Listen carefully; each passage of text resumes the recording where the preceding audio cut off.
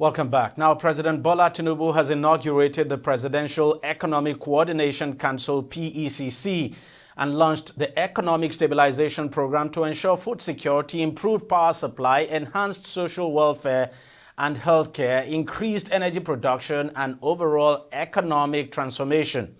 Speaking at the inaugural meeting of the 31-member council held at the council chambers in Abuja, President Tinubu, who chaired the council now, underscores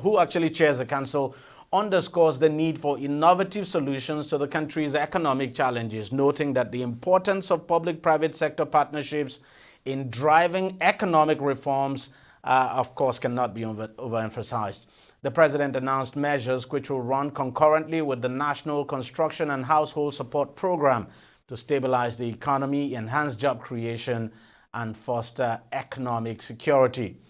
The PECC comprises 31 key members now from various sectors of the Nigerian economy who have made substantial contributions to the nation's development, including Africa's richest man and industrialist, Aliko Dangote, and banking guru and serial entrepreneur, Tony Elumelu.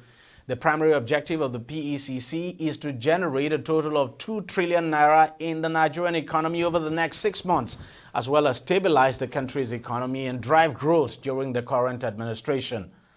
Let's discuss this some more with Dr. Muda Yusuf, who is an economist and the CEO of the Center for the Promotion of Private Enterprise. Doc, thank you very much for your time.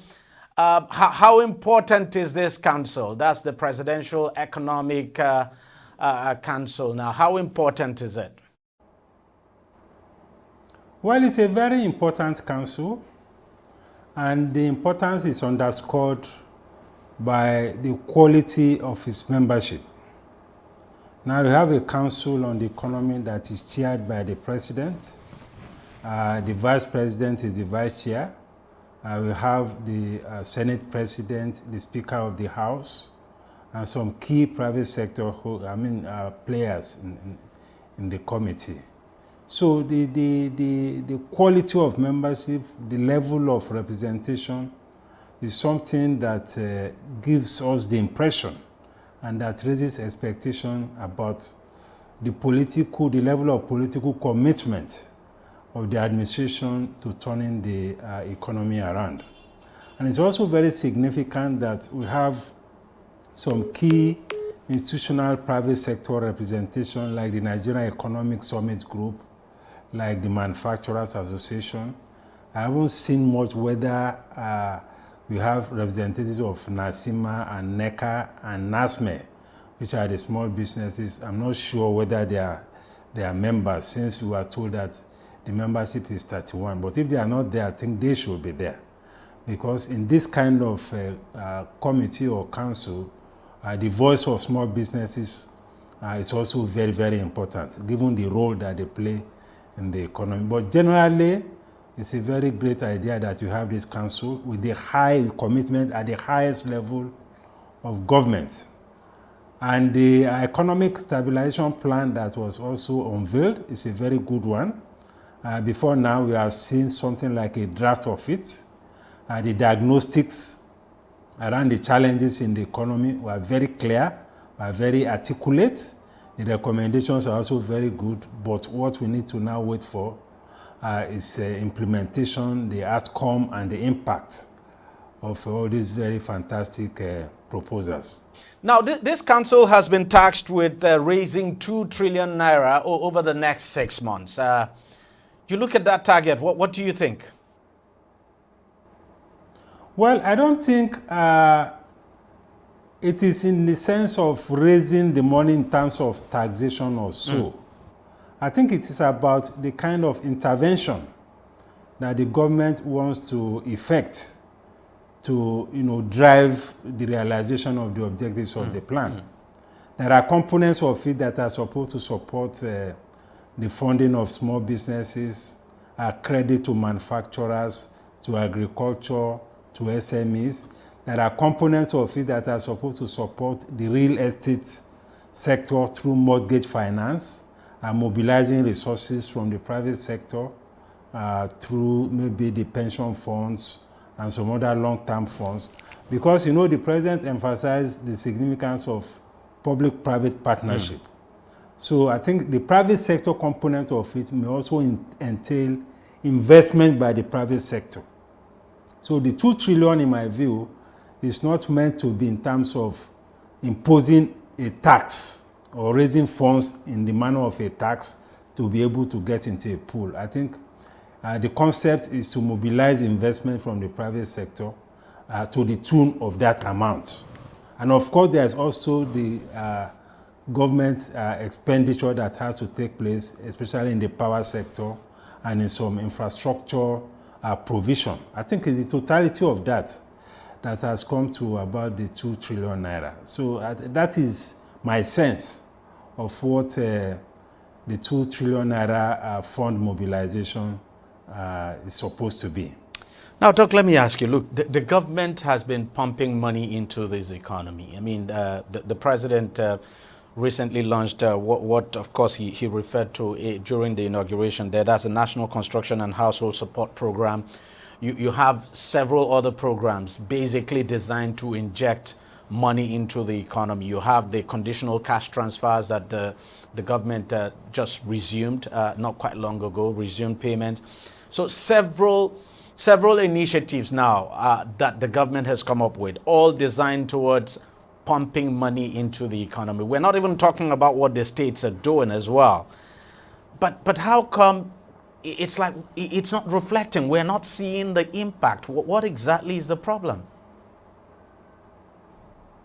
Well, the scope of the current economic challenge is quite wide, is quite deep. And the bigger issues in the economic environment are actually macroeconomic in nature. Because first, if you look at things like our foreign exchange, most of the challenges that we face in the economy has a great deal to do with what has happened in our foreign exchange environment. I'm talking about, the reforms that we had in the foreign exchange environment. I must say that the reforms were necessary, but the outcomes were actually very significant in terms of the shocks that it inflicted on the economy. And these are not the kind of shocks that, fiscal measures or just pumping money into the system can solve. Now, we also had the issues around the energy cost, which arose from the subsidy removal and some other reforms. The impact of that, those two measures had a major impact. The best that some of these fiscal interventions can do is just to mitigate the effect of these things. They cannot immediately correct them, because these were fundamental defects in the economy that the reforms were being targeted to, were being designed to address. But for me, I think beyond the injection of money, there is a component of policy that also could be used. And I think the government is also looking in that direction. For instance, if you look at the last executive order that was announced, I think just a few days ago, concerning the pharmaceutical industries, that was a major step to ease the issue of high costs of drugs and things like that.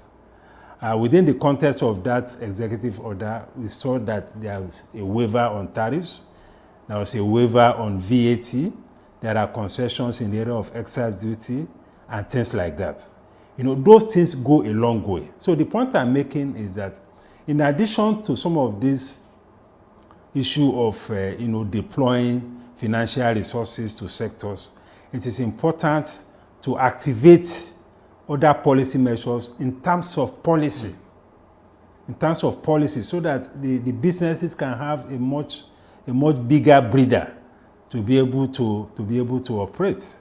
I think that will go a long way. So I'm feeling that, or I'm advocating that the kind of measure that were announced for the pharmaceutical industries, if you can have something replicated in the same manner for agro-allied industries, where we waive all the import duties, all the levies, all the whatever pressure they are facing. We waive it completely. And in addition to that, now complement it with some of this financial injection.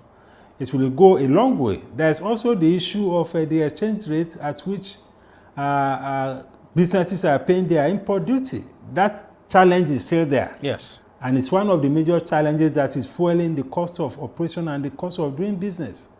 So all those issues are critical. I'm talking about the key business environment issues that are affecting, that are creating a lot of challenges and fueling inflation. So the policy side of solution is also very important.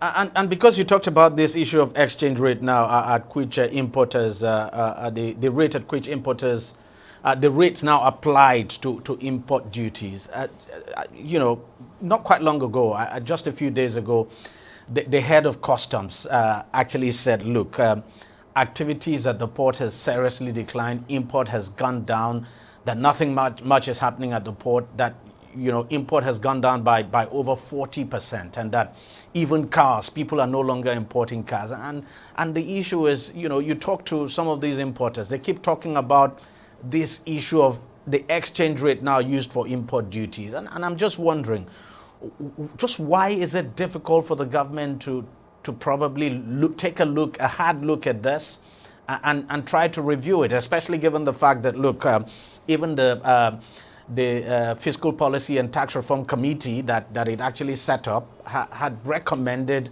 that it took a hard look at that and probably pegged the rate at 800.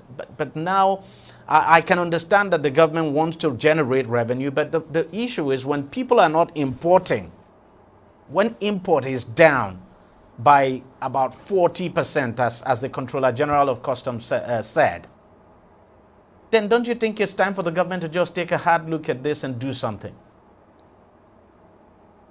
No, I agree with you. It's something that is long overdue. I expected that government should have taken a position and respond, you know, to the clamor by the stakeholders in the economy to bring down that exchange rate to around 800 or 1,000. But I think the challenge is possibly a question of some misconception about the implication of that kind of action for the current reforms. You know, we are in a regime where we have said that we don't want to have multiple exchange rates. We are talking about exchange rate convergence. So there's a school of thought that believes that once you begin to isolate a particular sector and apply a different exchange rate to that sector, that may undermine the whole philosophy of the foreign exchange reform. But I think that is a misconception, because what we are talking about here is not about buying or selling foreign exchange. It's not about selling foreign exchange at a discount to any sector of the economy. This is about, you know, the issue of procedures, the issues of administrative issues of how much do you want people, you know, at what exchange rate do you want them to be paying their import duty? So it has no implication at all for the reform. And I think we need to make this very clear to our economic manager, because the pressure that this particular policy of the CBN is imposing on the economy, on businesses, is enormous. It's enormous. Because this is like, you know, increasing import duty by almost 100% across all sectors. Because this is not exempting any sector. This covers even raw materials, machineries, name it. So it's a major factor, and I hope that given the recommendations of the Presidential Committee on Tax Reform, given the fact that the customs have told us that there's an engagement going on between the Finance Ministry and the Central Bank, I'm hoping that something will happen very soon. But I agree with you, this is something that needs to be done and needs to be addressed very quickly. And I must emphasize, it has no implication at all for the foreign exchange reform of this administration. I have to get your views on this. I know it's not part of what we told you we were going to talk about, but the NNPC declaring a state of emergency on oil production. What's your take on that? How do you see that changing the equation? and pushing up our production level. I'm asking that question in the light of, the series of actions that the government and the NNPC had taken in the past. So I'm just wondering what difference this new state of emergency would make. Well, it was quite a very disturbing story or report from the NNPC, because I know that a lot of resources have been committed to fighting this, oil theft, criminality. We see all these things on the screen every day. What the armed forces have been doing to clamp down on these criminal elements in the oil producing area. If in spite of all of that, the NNPC is talking about a state of emergency, then perhaps we need to go back to the drawing board and review our strategies, because, the resources that have been committed to dealing with this problem of oil production, oil theft, vandalism, and all, it's enormous. If in spite of that we still have this challenge, I think we have to go back to the drawing board and see what we can do differently to address it. Because the oil sector is still the lifeblood or the life wire of the economy. We rely on it for almost 90% of our foreign exchange. And if we don't get it right, there's no way we can get it right with the economy. There's no way we can get it right with our reserves, with our exchange rate stability. So it's very crucial that we'll address it. Perhaps we should review the strategy to ensure that we bring some sanity to that space. Let's go back, just before I let you go, let's go back to these the PECC now. That's the Presidential Economic Council that the president. You look at the members of the private sector now. We're talking about a 31-member Economic Council. 13 of them or so are drawn from the private sector, and these are very successful businessmen who have done very well, and I can understand why the government is bringing them in. But does it really translate? These are men with private sector mentality, and now you're bringing them into a public sector, so to speak, and to deliver on public sector oriented initiative. Do you think that success in the private sector now could directly translate to success in the public sector, and that this men would be able to deliver just because they've actually succeeded in their own various enterprises? No, the private sector plays a very, very critical role in the economic development process. Because when you look at all the critical sectors of the economy, the drivers in those sectors are the private sector players. And when I talk about private sector, it's not just limited to the billionaires, the Dangotes, the Elumelus. No. The totality of the private sector. The SMEs are private sector operators. People like you that are also operating in the media, you are private sector operators. You know how many people you have employed. Look at our aviation sector. Look at our even social sector like hospitality, like education. Practically look at telecoms, look at ICT, look at entertainment industry. The private sector is playing a whole lot of role. The idea is that we need to encourage them to be able to build wealth for the economy, to be able to grow the economy. When they grow the economy, the government can now come into it and tax them. That is where the government will get revenue from. And apart from government revenue, that is where the government will generate employment from. The private sector generates more jobs, more sustainable jobs than the public sector. So it is the interest of the economy. It is the interest of everybody that we encourage the private sector across all levels. Whether they are micro enterprises, whether they are small businesses, whether they are big enterprises, whether they are foreign investors, we need to encourage them as much as possible to build the wealth of the nation. When you build wealth, the wealth will translate into more revenue, more resources for government. Government can now use that resources to be able to support the people, to be able to build infrastructure, to be able to invest in security. That is the way it works. And we have structures in place to ensure that the private sector also don't exploit the citizens by way ensuring that prices are fair. That is why we have the Competition Commission, the Federal Consumer and Protection Commission. That is why they are there. That's why we have regulatory agencies. But the primary objective of ensuring that we create an enabling environment for the private sector is not something that we should negotiate. I think it's very critical for economic development. And I said earlier that we should also give small businesses a voice in this conversation. So I need to see representatives of small businesses. I need to see representatives of NASIMA, of NECA. MAN is already there. Nigeria Economic Summit Group is already there. So it's not just about individuals. It's also about institutional representation that are part of the process. And the good thing about what the government is doing, particularly within the plan, is that it's a short-term plan. We have some deliverables that should happen in 6 months.